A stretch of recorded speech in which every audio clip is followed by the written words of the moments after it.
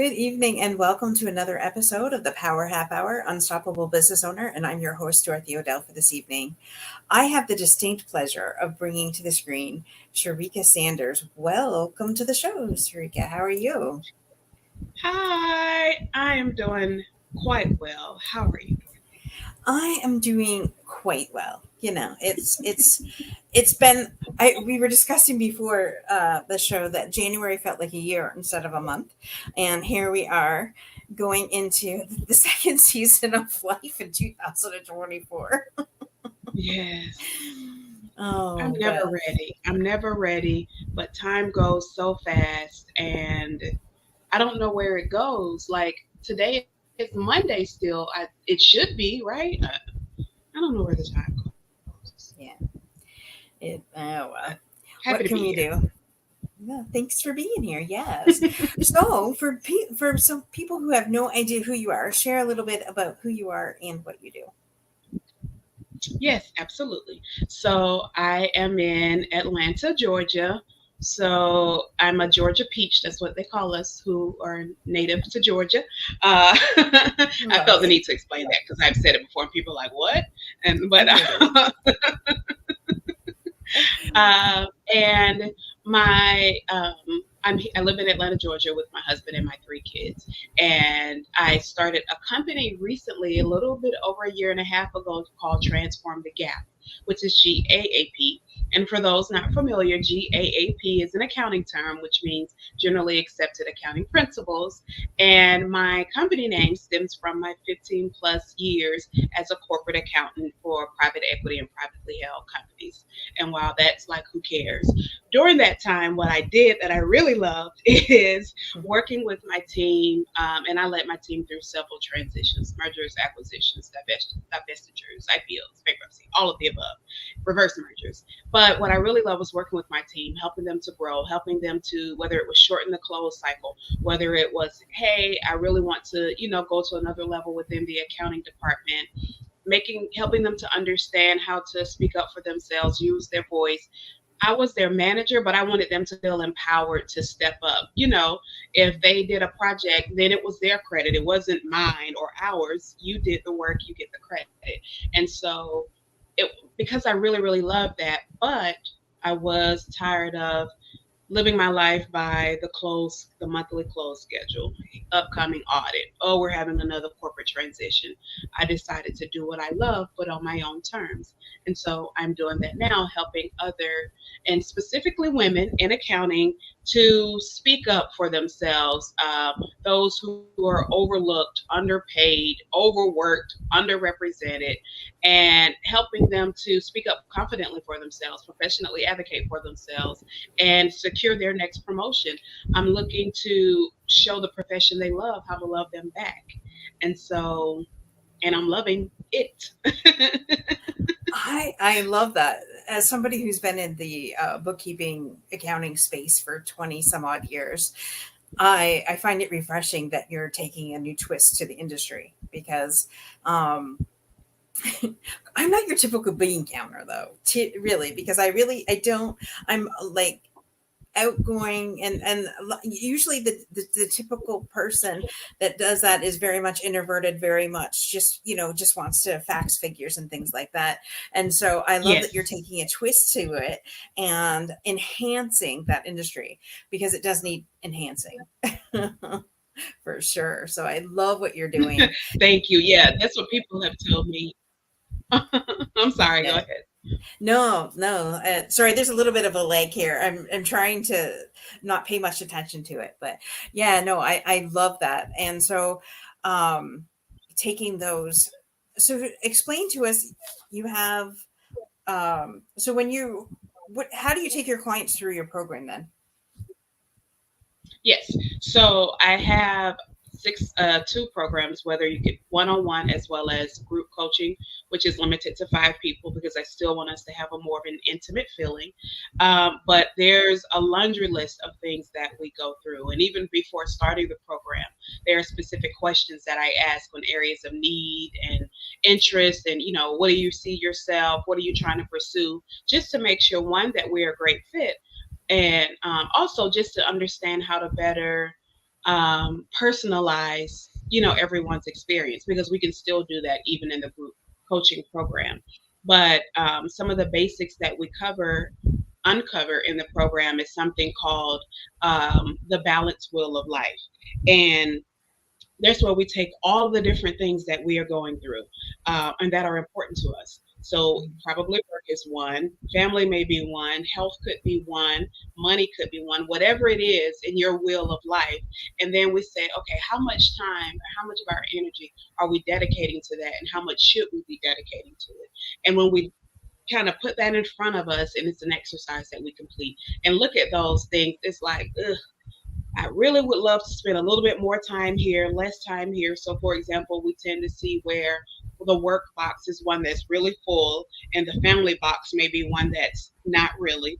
And we're like, okay, so what can we do to help bring more space into this one and put a little bit less there? Not necessarily giving less of yourself, but how to best make yourself more efficient. Is it you're working hard and not smart? And if so, let's dive into that and what that means. Is it that you don't really understand what you're doing? Because part of the program is also, if there's some basic accounting skills that they need help with, then that's what's included as well, like Excel skills or balance recs. So we talk about the balance wheel of life. We understand facts versus feelings.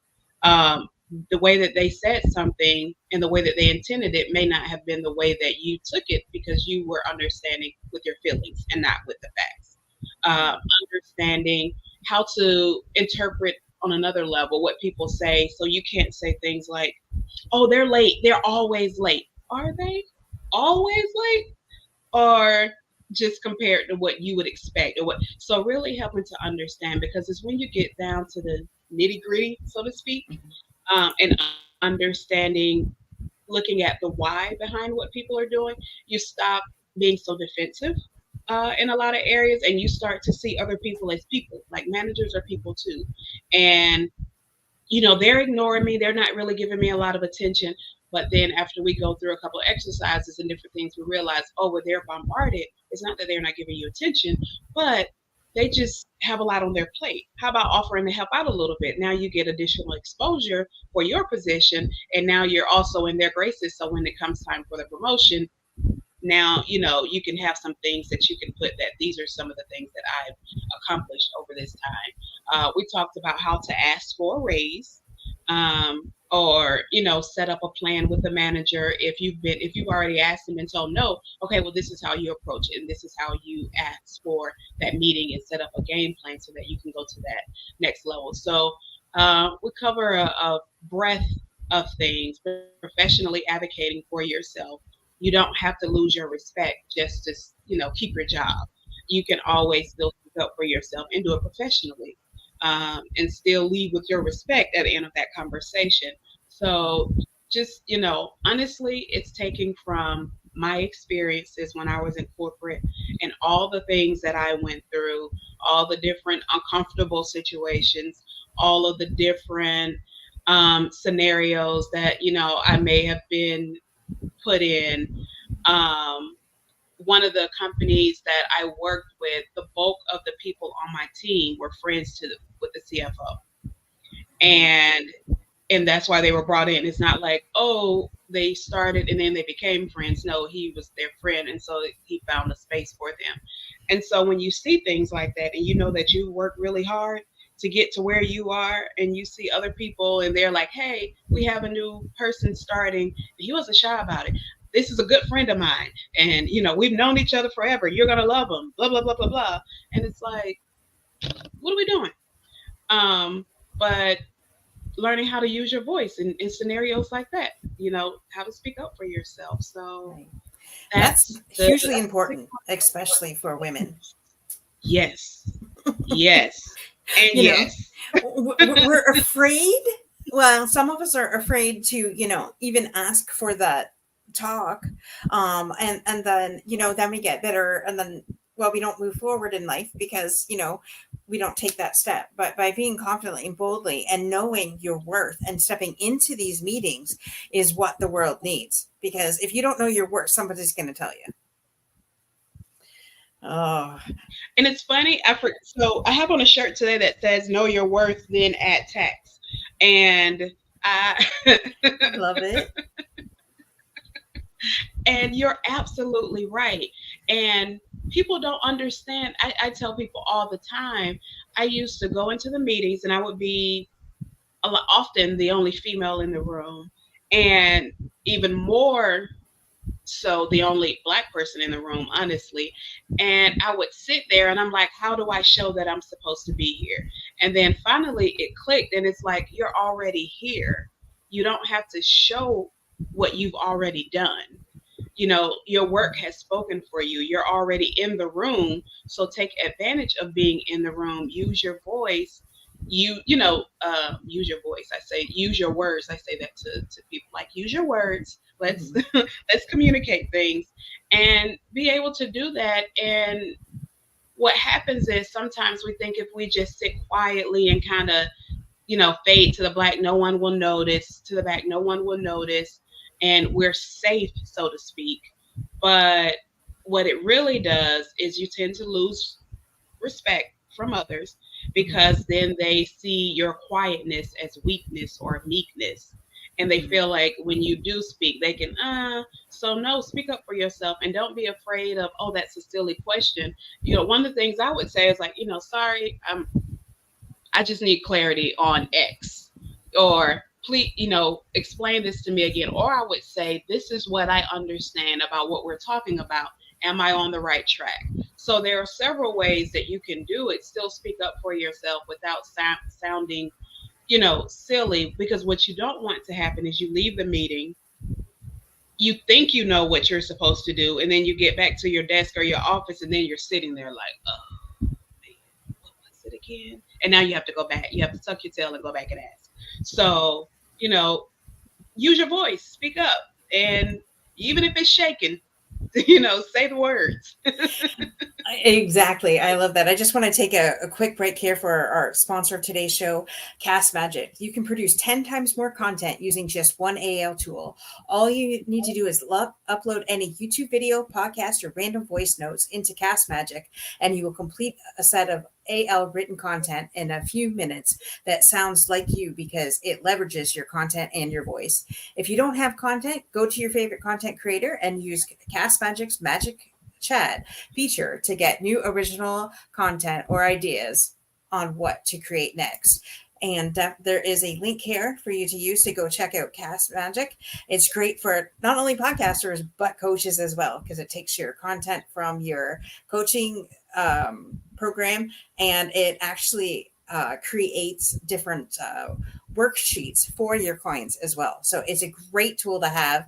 Go check it out, get your free trial, use that link and check it out. So getting back to Sherrika here, I absolutely love what you said. It's we need to stick up for ourselves, and by not, it's you know allowing the people to treat you the way that you are, and I totally firsthand get that. Especially coming from the finance industry, and especially you know as somebody who didn't know their worth, as somebody who allowed people to, walk all over them or enable them in certain situations. So I'm glad there's somebody out there like you that are saying, wait a minute, we've had enough.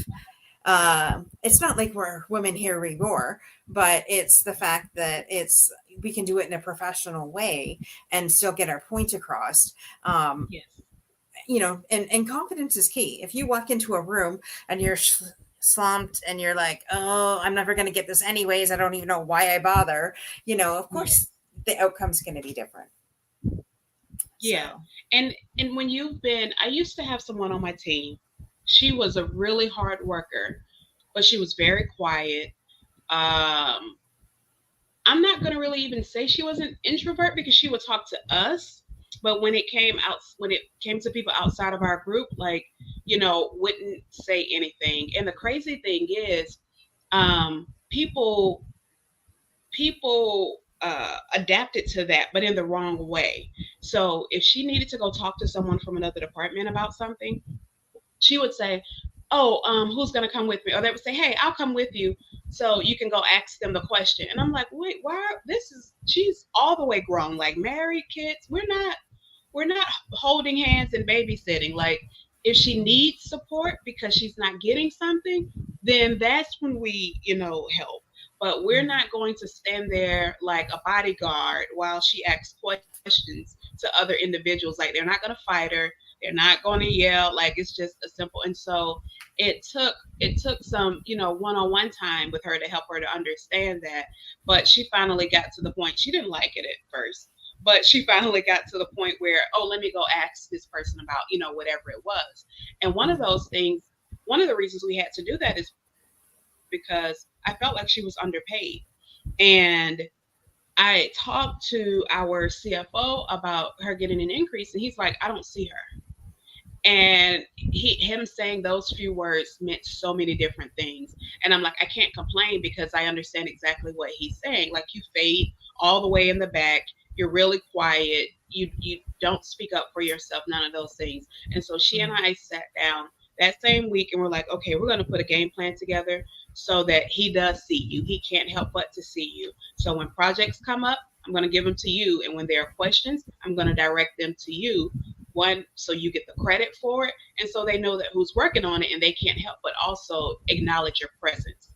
And so we did that, different projects, and she was the point of contact for other things that we did within our team, until it got to the point where, all right, it's time for her increase, and this is where I think she should be, and this is what I'm proposing. Because then you do your part, I have no problem doing my part on your behalf, and now I can do my part on your behalf.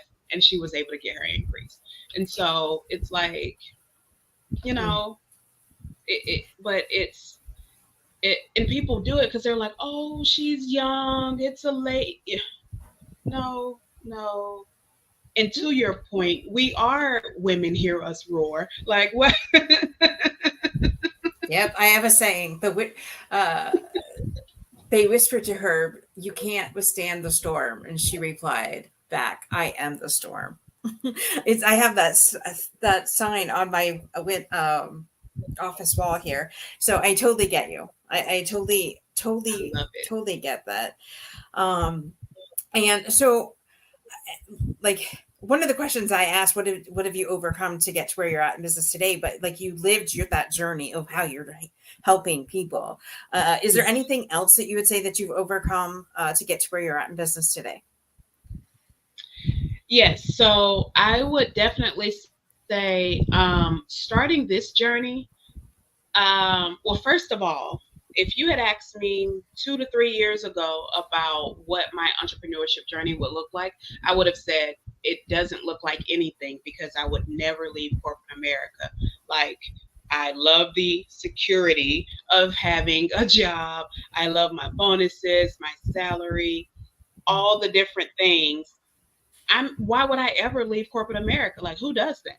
And then, just through honestly a series of events, I felt like of personal things happening in my life where I needed to take a step back from corporate, but I couldn't. It's like they were still there. They would still call, and I'm like, we've established like I'm not available, but that's not being respected.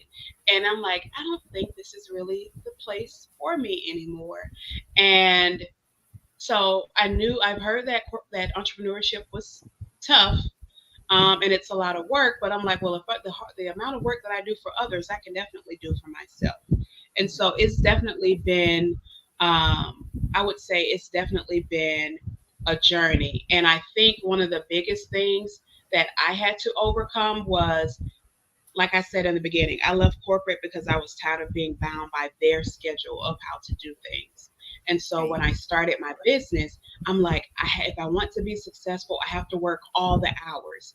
I have to sit here at the computer. I have to dedicate. And it's like, wait a minute, that's why you left corporate, because you wanted to have time to spend with your family and, do other things. And so one of the biggest things that I had to overcome was my own mindset, and saying, okay, take a step back and understand why you're doing this.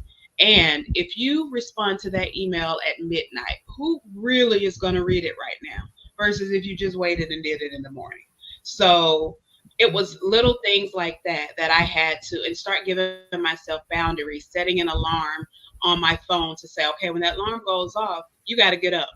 What if you haven't finished whatever you work on? It can wait until tomorrow, but you have to get up. And so I was definitely one of my biggest hurdles. And I have something on my wall that says, "Give it to God and go to sleep." And so that's one that I had to overcome. And I would say one other thing that was a big one for me is marketing, understanding what marketing myself meant. Um, because I'm like, I'm not a salesperson. I don't want to sound salesy, but it was where you have a business and while you want to help people, you also want to make sure that you can continue to provide for your family. And Mhm. so, in doing that and learning that I could really just be myself and build a relationship, and I didn't have to be like, hey, buy from me, I'm here, just present Sherrika. And presenting Sherrika was enough. So that was definitely one, overcoming the myths and different things I heard about how sales are supposed to go, and really just staying true to me. I love that. Can you go? You had listed 5 tips for our listeners. So, what 5 tips do you have for our business owners out there today? Yes. And so I hope you guys are ready. Number one, Get a pen and make a paper, plan. people. This is important. Yes. Yes. This is breaking news. Um, Number one is you have to have a plan. So you can't decide, you know what, I want to go into entrepreneurship. I think it's time for me to make that move. End of year, I'm gone. Fine if that's your time frame, but have you put money in savings? Because while you may have a great business idea, and you can even leave and start your business with clients. I did.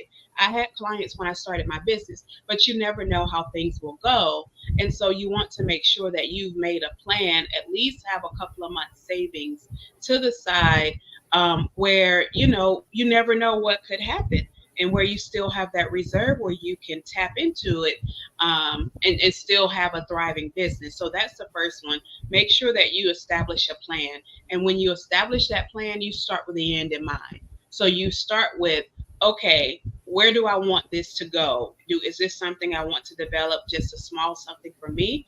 Am I trying to build a legacy for my family? Is this something I want to build and then sell? Because that determines how you start. So I kind of segued into the second one, which is start with the end in mind. But start with the end in mind, and think about those things, because while it may seem really simple, it'll help you structure your business from day one. And when you get set up with different plans and systems and all of those things, you don't want to lowball your business and then it picks up and you're like, crap, I can't keep up. And I'm losing business now because I wasn't prepared to handle it. So the first one is making your plan. The second one, starting with the end in mind. The third one, which is very important, get some help. You cannot do it all. Please don't try to do it all. And whether that help is a virtual assistant, whether that help is, I don't know, maybe you have a cousin or a sibling that doesn't mind giving you a few hours each week. Maybe you have a child that you can blackmail a little bit, whatever the case may be. Right. Love it. But get some, yes, try to get some help, because you're trying to, and starting a business is just you. And so you're trying to market the business, but you're also working on growing the business. But then you also are servicing your clients. And there are all of these different pieces to the puzzle, and it's just you. And so do not be afraid to ask for help. Please ask for help, because otherwise you will find that the same reasons that you left corporate, you're now bringing them over into your own business. And then the next thing you know, you're like, oh crap, I should have just gone, stayed in corporate. Well, no, you just need to get some structure and some organization, and get some people around you that can support you and that can help you with your goal and what you're trying to work towards. So, get some help. The fourth, do your own research. And I'm going to use my example of what I was told about sales and marketing. You have some people who say, oh, you need to sell, sell, sell, push, push, push. And you have others who will say, you need to post on social media 12 times a day, 50 times a week. Make sure you're staying on social media so that they see your presence. And you have others who say, I didn't do any of that and my business is starting. Depending on what your business is, different things work for different people. So do your research. One of the things I did when I first started on my business, I went to LinkedIn. I put in search like keywords for people who were doing something similar.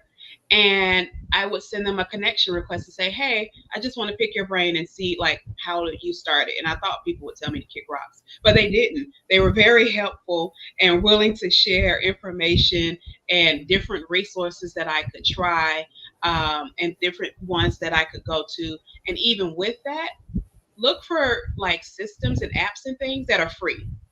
Everybody, there's so many different resources you can use that are free or have a free trial. Go with those first so you have an idea if it's really going to work for you before you spend your money on it. So that was like a 4B with the resources one, but definitely do your research and then look for those things that are free if you can to help you with that.